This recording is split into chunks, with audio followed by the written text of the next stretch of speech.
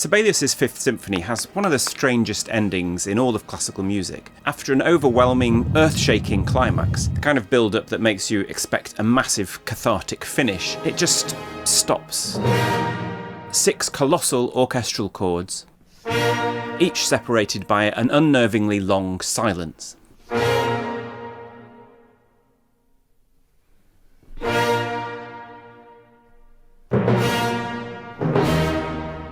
It's a really strange and unique way to end a piece, and one that I've personally always loved. But I never realised until I mentioned it in a video a few years ago that some people just don't like this ending at all.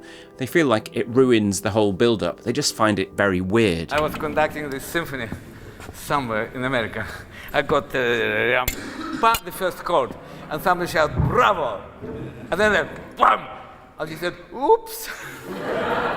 Recently I've been thinking about those chords a lot and trying to figure out why Sibelius wrote the ending like this. I asked a few friends. One conductor I know said, because he's Sibelius, he's crazy. But those chords are just so maverick, such an original gesture, and so out of character with the rest of the piece, that I couldn't help feeling there was more to it. So I looked into Sibelius's life and found quite a relatable but tormented character, until last night I woke up in the middle of the night and the answer suddenly came to me. Forgive me, Mum, if you're watching, but the conclusion I came to was that this was Sibelius's way of saying to the world, "F*** you all, I've f***ing done it." Allow me to explain.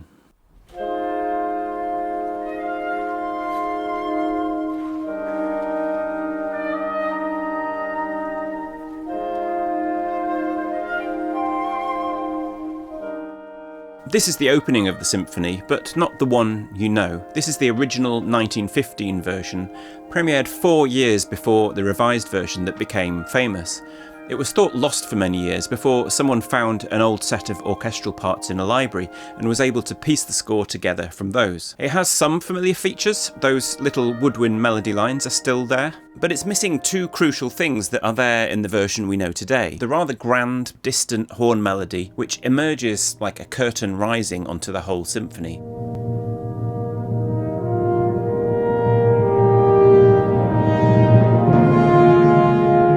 And then the accompanying downward scale that gives those melodic lines a bit of momentum and just sets the whole piece in motion. In comparison to what we have today, the opening of this original version feels kind of lame.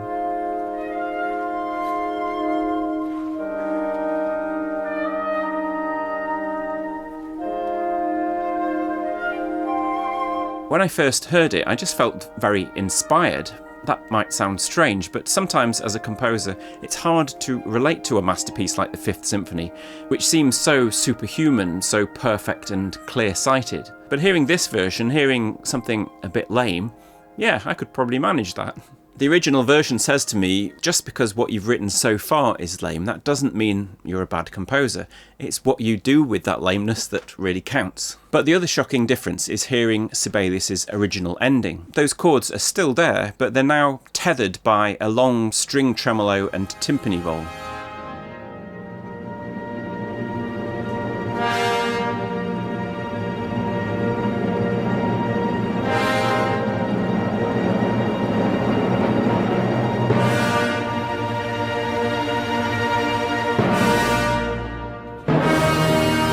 It's far more conventional, but the word that comes to mind hearing this is melodramatic. The intensity just feels a little bit forced.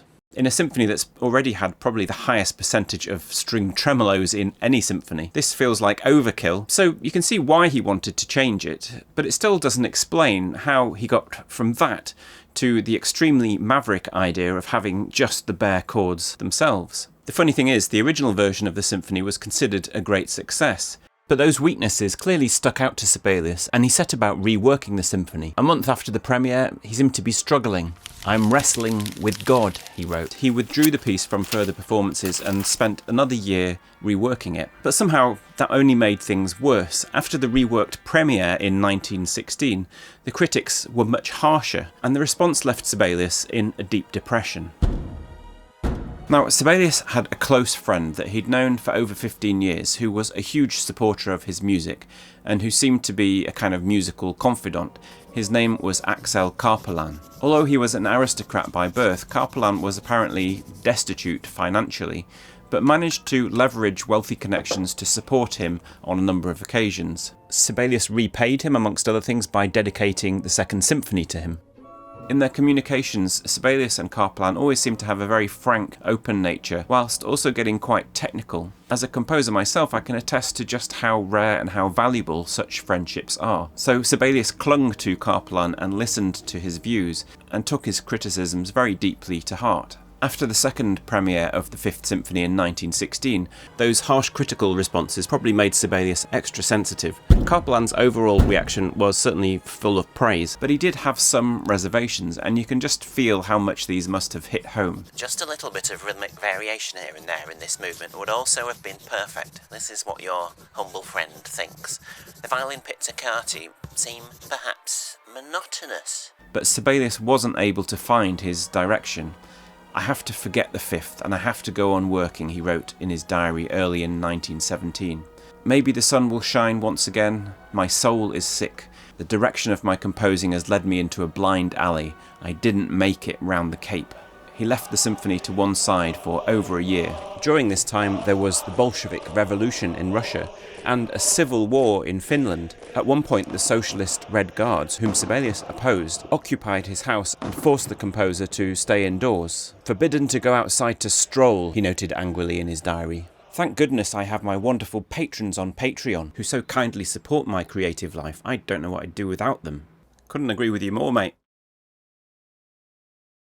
After a long year leaving the symphony completely to one side, he restarted work on it, now with some quite radical revisions. By mid-1918 he was writing to Carpelan, "Today's work is the Fifth Symphony in its new form, almost completely recomposed. The first movement is totally new." He kept working on this massively reworked plan, and then in early 1919, Carpelan, now gravely ill, wrote a number of moving letters to Sibelius from his deathbed, asking about the new fifth, which he now believed he'd never get to hear. But he also happened to mention something along the lines of, I was actually quite delighted with the original version of the first movement. This seems to have hit Sibelius like a thunderbolt, and a few days later he writes back, "In these past few days something great has happened. I regained my sight. The 1916 version of the first movement of the Fifth Symphony is among the best things I've ever composed. I can't understand my blindness. Amazing that you always supported it." Carpelan writes back, To tell the truth, I was a little frightened when you said you'd written a new first movement, but I didn't want to object to it. Re-energised, Sibelius once again started working earnestly on the symphony. He reported making great progress, but then, as if the gods were determined to throw obstacles in his way, he received the devastating news that his friend had died. Now Axel is being lowered into the cold breast of the earth. It seems so deeply, deeply tragic. For whom shall I compose now? He wrote. But after all of this, Sibelius had no intention of quitting. His death seems to have made Sibelius only more determined to finish. There was apparently a telling lack of entries in his diaries over the next month, as he worked furiously to complete the symphony. The Fifth Symphony is finished in its final form. I've struggled with God. My hands are trembling so I can barely write. Oh, Axel isn't alive. He thought about me up to the very end.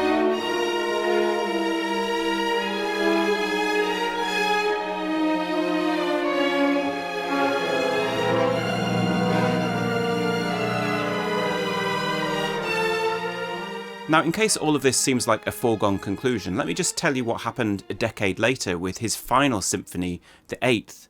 He worked on that for almost 6 years, but that battle ended far more tragically.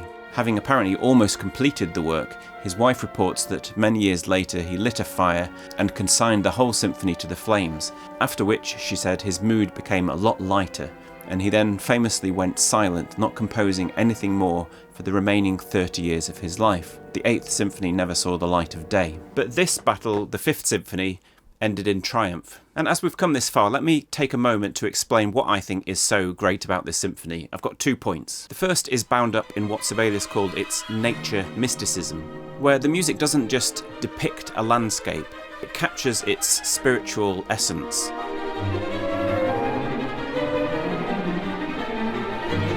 The sense of nature throughout is very much tied to the Finnish landscape, and although Sibelius never talked about this publicly, he did mention it a lot in his diaries. It's quite a harsh landscape of pine forests and wind, and the cold temperatures of the Finnish winter. And that's one of the reasons for all those string tremolos. It's the shiver of the cold wind through the trees. This makes the general tone of Sibelius music have a certain brooding character. A friend of mine who's not a fan called the symphony "sad moose calls in a cold bog."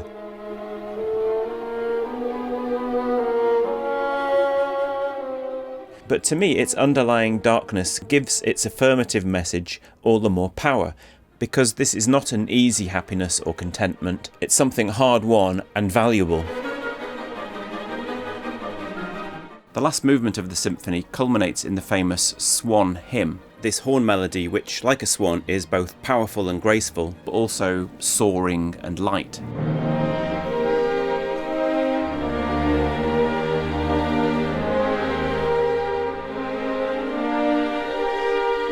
And those swans in particular seem to be a symbol of this earthly, spiritual realm. Back when he was just starting work on the symphony, he wrote, "Today at 10 to 11 I saw 16 swans, one of my greatest experiences. They're called the same woodwind type as that of cranes, but without tremolo, a low-pitched refrain reminiscent of a small child crying. Nature mysticism and life's angst, the Fifth Symphony's finale theme," and he followed that diary entry with the first sketch of the Swan Hymn idea. I'm indebted to James Hepokoski for shaping my understanding of Sibelius.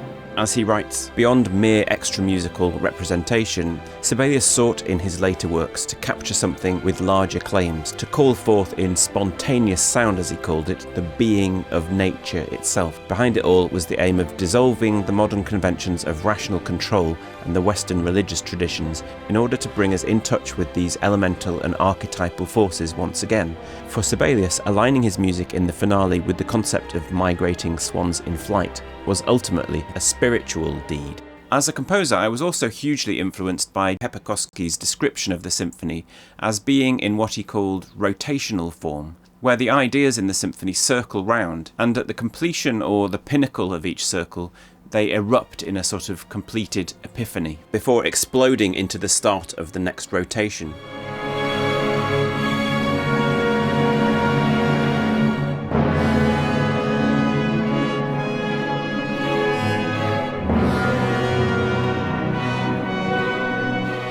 This is actually that transition moment between the old first and second movements. I think the metaphor here is like a gear shift where the momentum suddenly becomes very heavy and then it gradually accelerates away.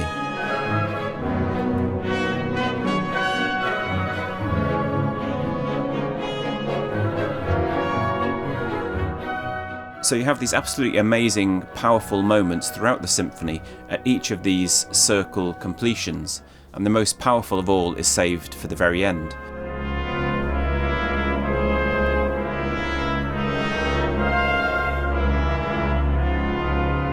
And it really is an incredible ending where the Swan Hymn, which usually just rocks back and forth, erupts into these huge dissonances where the earth just seems to tear apart.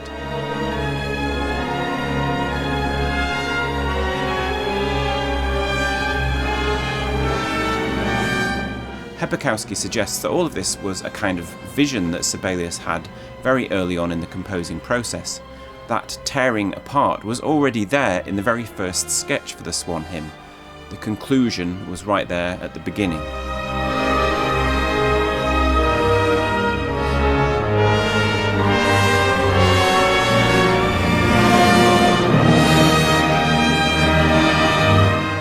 But boy, did Sibelius struggle to get there. It probably cost him very dearly, and from Sibelius's point of view, it may even have seemed that it cost him his dearest and closest confidant and friend. And having reached that glorious pinnacle of the final cadence, I see those final 6 chords as a willful, determined expression of defiance. Listen to them again and tell me they don't have a touch of anger, a touch of aggression. They're the battle cry of a spirit who has taken on the elements and come out the other side. To me, these 6 final chords are Sibelius standing there, battered but victorious, looking out at the world, at the critics, at the self-doubt, the struggle, the loss of his dear friend, and just letting rip.